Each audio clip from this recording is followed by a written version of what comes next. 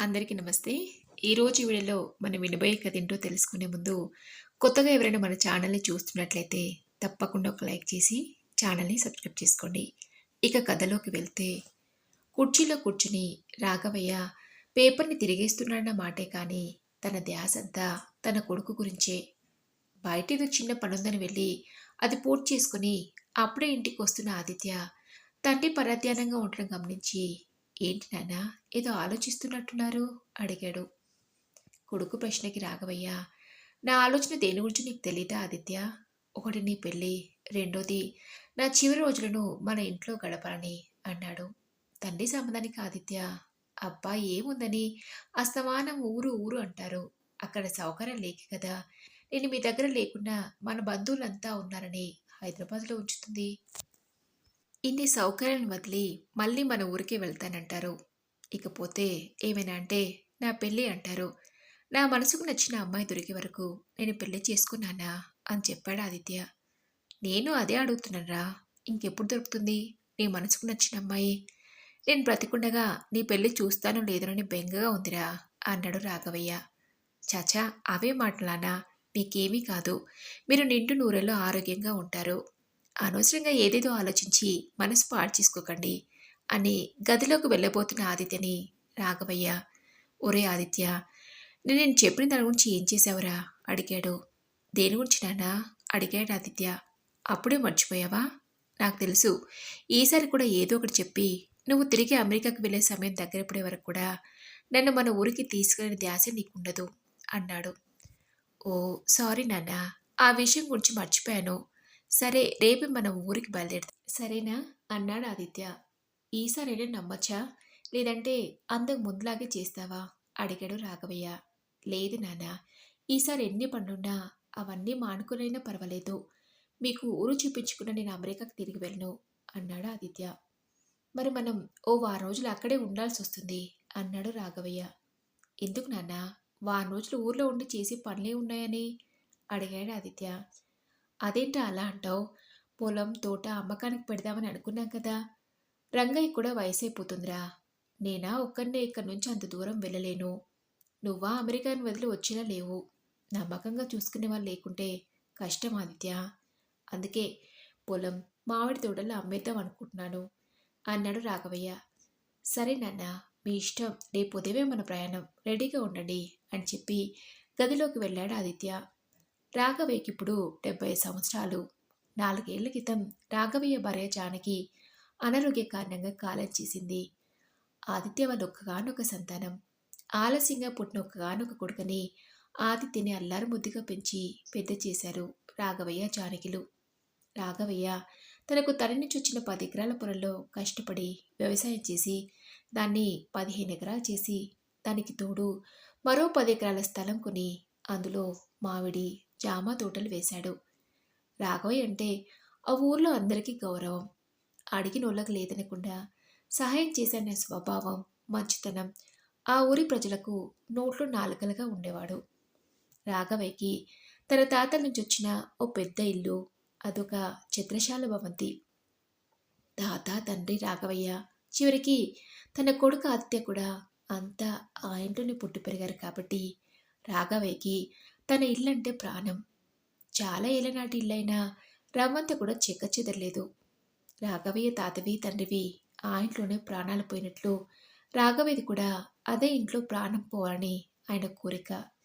ఆ ఊరు వదిలి రానని ఎంత మొత్తుకున్నా వినకుండా 2 సంవత్సరాల క్రితం తనకి మైళ్ళు పెరాలసిస్ వచ్చిన కారణంగా, ఊళ్ళో వైద్య సదుపాయాలు లేవని, తాను తండ్రికి దగ్గరగా లేని కారణంగా అత్యవసర పరిస్థితుల్లో ఇబ్బంది అవుతుందని హైదరాబాద్లో తన బంధువులు ఉంటున్న అపార్ట్మెంట్లోనే తండ్రి కోసం ఓ ఫ్లాట్ని కొని అందులో ఉంచాడు ఆదిత్య.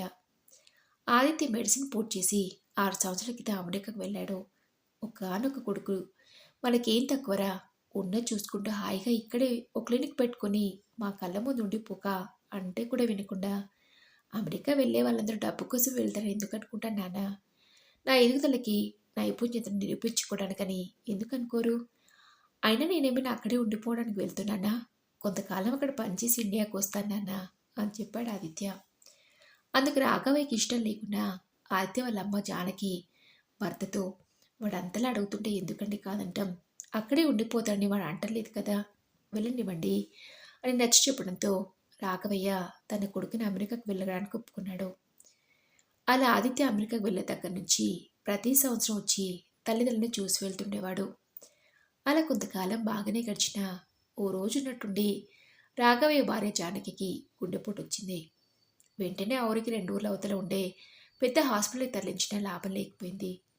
ఓ 5 నిమిషాల ముందైనా ఆవిడ ప్రాణాలతో ఉండేవారని చెప్పారు డాక్టర్లు. భార్య మరణాన్ని రాఘవయ్య తట్టుకోలేకపోయాడు. విషయం తెలిసి ఆదిత్య వెంటనే బయలుదేరాడు. సరైన సమయంలో వైద్యం అందకనే తన తల్లి చనిపోయిందని తెలిసి ఆదిత్య చాలా బాధపడ్డాడు. జరిపించాల్సిన కార్యక్రమాలని సాంప్రదాయబద్ధంగా జరిపించి ఒక 2 రోజులు తండ్రితోనే ఉండి తండ్రిని ఒంటరిగా వదిలి వెళ్ళాలని లేకున్నా తప్పని పరిస్థితుల్లో వెళ్లాల్సొచ్చి, నాన్న, నాకు మిమ్మల్ని ఇలా ఒంటరిగా వదిలి వెళ్ళటం ఇష్టం లేదు. కానీ వెళ్ళక తప్పదు. పోనీ మిమ్మల్ని నాతో పాటు తీసుకెళ్దామన్నా నేను అక్కడే శాశ్వతంగా ఉండిపోవాలనుకోవడం లేదు. పైగా మిమ్మల్ని ఈ వయసులో ఇబ్బంది పెట్టి నాకు ఇష్టం లేదు నాన్న అని చెప్పాడు ఆదిత్య. కొడుకు పరిస్థితి అర్థం చేసుకున్న రాఘవయ్య, పర్వాలేదురా, నువ్వు వెళ్ళు, నన్ను చూసుకోవడానికి రంగయ్య వాళ్ళు ఉన్నారు కదా, నా గురించి అనవసరంగా కంగారు పడకు అని ధైర్యం చెప్పి ఆదిత్యని తిరిగి అమెరికాకు పంపించాడు. అలా ఆదిత్య అమెరికాకు వెళ్ళి 6 నెలలు అయిందో లేదో రాఘవయ్యకి పక్షవాతం వచ్చింది. రంగయ్య ఆయన కుటుంబ సభ్యులు కలిసి రాఘవయ్యని పెద్ద ఆసుపత్రికి తరలించారు. అయితే రాఘవయ్యకు వచ్చింది మైల్డ్ పారాలసిస్ కావటం వల్ల ఓ 10 రోజులు హాస్పిటల్లో ఉంచి ట్రీట్మెంట్ చేస్తే తిరిగి పూర్తిగా కోలుకుంటానని చెప్పడంతో రంగయ్యని రాఘవయ్య పూర్తిగా కోలుకునే వరకు హాస్పిటల్లో ఉండి దగ్గరుండి చూసుకున్నాడు. తండ్రి విషయం తెలిసి ఆదిత్య 6 నెలలు తిరగకుండానే అమెరికా నుంచి వచ్చాడు. భయపడాల్సినంతగా ఏమీ లేదని తెలిసి ఊపిరి పీల్చుకొని ఎలాగైనా నాన్నని సిటీలో ఉంచాలనుకున్నాడు. అక్కడైతే వైద్య సదుపాయాలకి ఏ లోటు ఉండదు.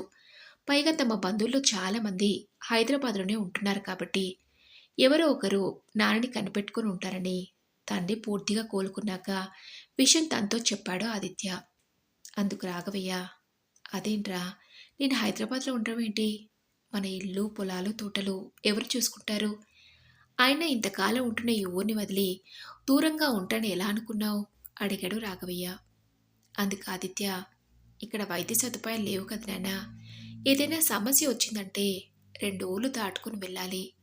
అలా వైద్యం అందకనే కదా అమ్మని కోల్పోయాం. ఇప్పుడు మీకు ఆరోగ్యం అంతంత మాత్రంగానే ఉంటుంది కాబట్టి మిమ్మల్ని హైదరాబాద్లో ఉంచాలనుకుంటున్నాను అని చెప్పాడు ఆదిత్య. లేదురా, నాకేమీ కాదు. నేను మాత్రం మన ఊరికి దూరంగా ఉండలేను. అయినా మన రంగయ్య ఉన్నాడు కదా అని అనే లోపే ఆదిత్య మాట్లాడితే రంగయ్య అంటారు. ఏం చేయగలడు రంగయ్య? రేపేదైనా అయితే మహా అయితే ఇరుగు పొరుగు వారిని పిలిచి ఉన్న తీసుకెళ్ళట్టు హాస్పిటల్కి తీసుకెళ్ళొచ్చు. అప్పటికే జరగరాంది ఏమైనా జరిగితే? నా మాట విని కౌశల్ అత్తయ్య వాళ్ళు ఉంటున్న అపార్ట్మెంట్లో వాళ్ళ పక్క ఫ్లాట్ ఖాళీగానే ఉందట. దాన్ని మీకోసం కొనాలనుకుంటున్నాను. అందులోనే 24 గంటల వైద్య సదుపాయం, ఓ అంబులెన్స్ కూడా ఉంటాయి. అక్కడ మీకు ఎటువంటి ఇబ్బంది ఉండదు. ఇంతకాలంగా మీకు కుడి చేలో ఉన్న రంగయ్యని వదిలి మీరు ఉండలేరు కదా. వాళ్ళు కూడా మీతో పాటు అక్కడే ఉంటారు.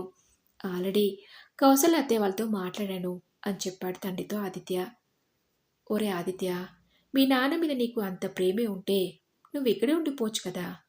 నువ్వు డాక్టర్వే కాబట్టి నాకే ఇబ్బంది రాకుండా అన్నీ దగ్గరుండి చూసుకుంటావు.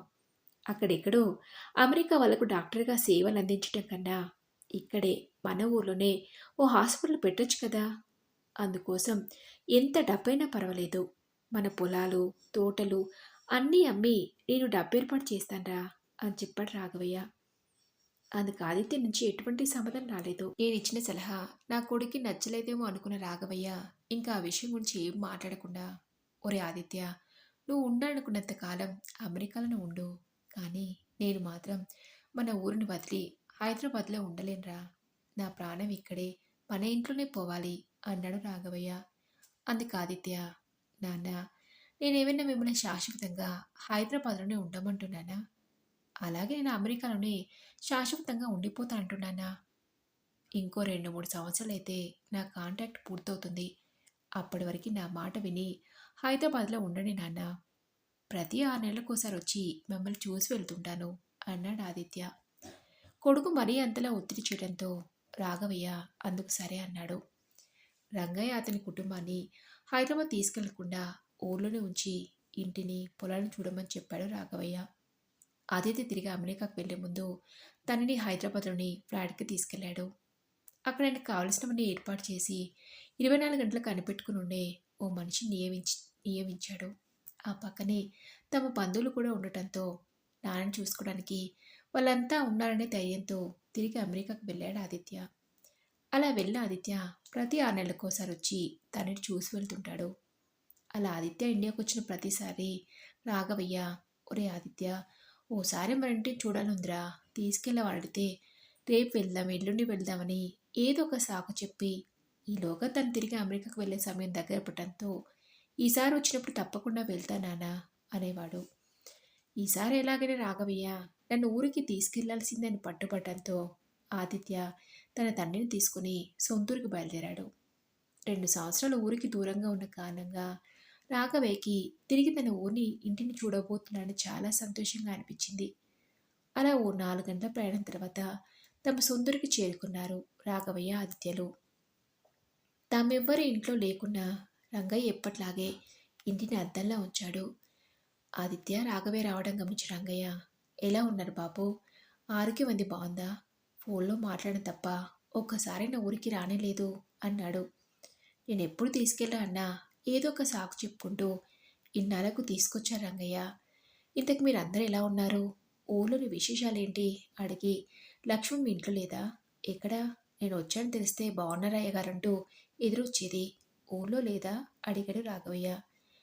అందుకు రంగయ్య, ఊళ్ళోనే ఉంది బాబు, కానీ తనకి ఈ మధ్య ఒంట్లో బాగుండలేదు అని చెప్పాడు. ఏమైంది రంగయ్య అడిగాడు రాఘవయ్య. ఉండండి బాబు, ఎండన పడొచ్చారు, ముందు మంచినీళ్ళు తీసుకొస్తానని లోపలికి వెళ్ళి 2 గ్లాసులతో మంచినీళ్ళు తెచ్చి రాఘవయ్యకి ఆదిత్యకిచ్చి వాళ్ళిద్దరూ మంచినీళ్ళు తాగాక హాస్పిటల్లో చూపిస్తే గుండె చాలా బలహీనంగా ఉందని విశ్రాంతి అవసరమని చెప్పారు బాబు. అప్పటి నుంచి నేను నా కూతురు వాళ్ళనే ఇంటి పని తోట పని చూసుకుంటూ పొలం పనులు చేపిస్తున్నాం అన్నాడు. రంగయ్య, ఇప్పుడు లక్ష్మణ్ ఎక్కడా అడిగాడు ఆదిత్య సోఫా నుంచి లేచిన పడుతూ. గదిలో ఉంది బాబు అన్నాడు.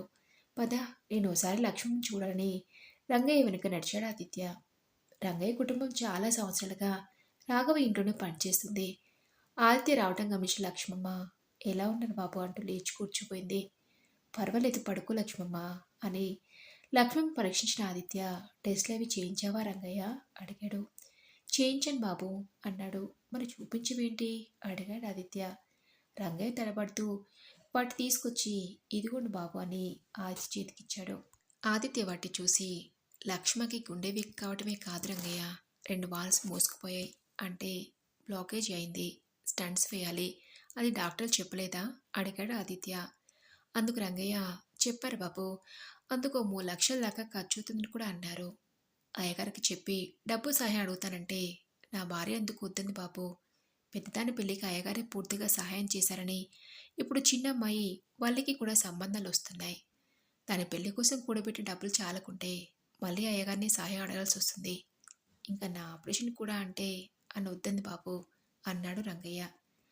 లక్ష్మమ్మ కండిషన్ బాగాలేదు రంగయ్య, వెంటనే ఆపరేషన్ చేయించాలి. తను వద్దందని నువ్వెందుకు మాతో చెప్పకుండా ఉన్నావు? ఇంతకాలంగా మాకోసం పనిచేస్తున్న మీకు ఏదైనా కష్టం వస్తే మేం కాకుంటే ఇంకెవరు చూస్తారు అని చెప్పి గదిలోంచి బయటకొచ్చి విషయం తండ్రితో చెప్పి లక్ష్మమ్మకి వెంటనే ఆపరేషన్ చేయించాలనా, హైదరాబాద్లో అయితే బాగుంటుంది అన్నాడు ఆదిత్య. సరేరా, సమయానికి ఇక్కడ వచ్చాం కాబట్టి తెలిసింది, లేకుంటే లక్ష్మమ్మ ఆరోగ్యం మరింత పాడేదేమో. సరే, ఆ ఏర్పాట్లో ఉండు అని చెప్పాడు రాఘవయ్య. అలా ఓసారి ఆదిత్య రాఘవయ్య ఇల్లంతా తిరిగి చూశారు.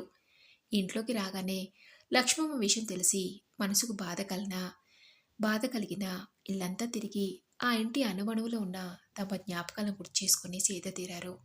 ఒరే ఆదిత్య, ఓసారి అలా తోటదాకా వెళ్దాం, వస్తావా అడిగాడు రాఘవయ్య. లేదు నాన్న, రంగయ్యని తీసుకుని వెళ్ళండి, నాకు కాస్త తలనొప్పిగా ఉంది, విశ్రాంతి తీసుకుంటాను అన్నాడు ఆదిత్య. సరేరా, నువ్వు విశ్రాంతి తీసుకో, నేను వెళ్ళొస్తాను చెప్పి రాఘవయ్య రంగయ్య తీసుకుని తోటకు వెళ్ళాడు. ఆదిత్య కాస్త తలనొప్పిగా ఉందని బెడ్పై ఒరిగాడు, కానీ నిద్ర రాలేదు.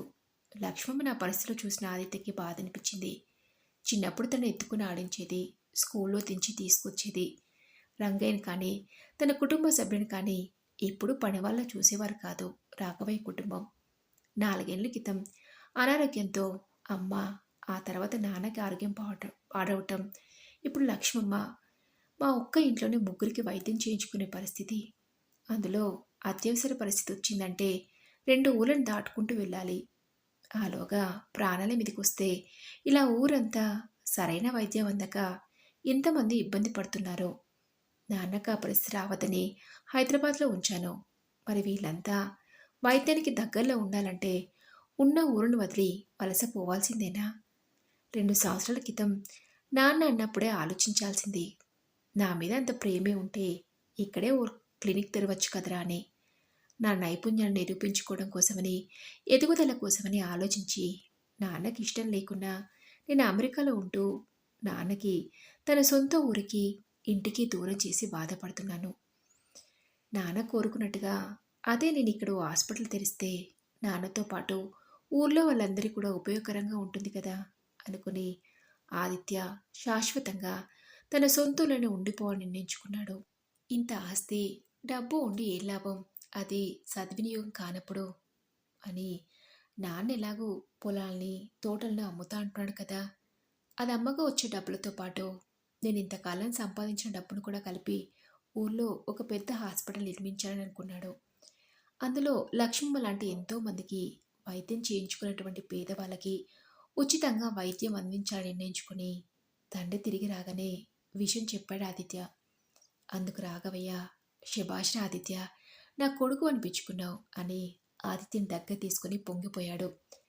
ఆ మరుసటి రోజు లక్ష్మమ్మని హైదరాబాద్కి తీసుకువెళ్ళి వైద్యం చేయించి వారం రోజుల్లో అమెరికాకు వెళ్ళి అక్కడ తన పనులన్నింటినీ ముగించుకొని 1 నెల రోజుల్లో శాశ్వతంగా అమెరికా నుంచి తిరిగి ఇండియాకు వచ్చేశాడు ఆదిత్య.